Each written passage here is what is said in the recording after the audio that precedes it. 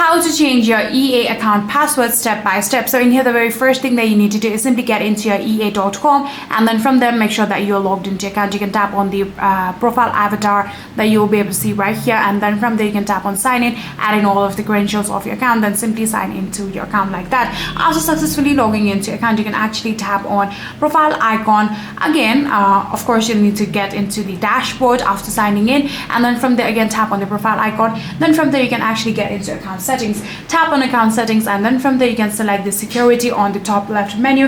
Then from there you can simply select the password next to it, and then you can actually simply select the edit button that you'll be able to see alongside with password. Tap on edit, and then from there you can enter your verification code sent to your email, then type your new password and then save it, and just like that you successfully be able to change your EA account password step by step. So yeah, if you guys do have any further queries, then please let me know in the comment section down below.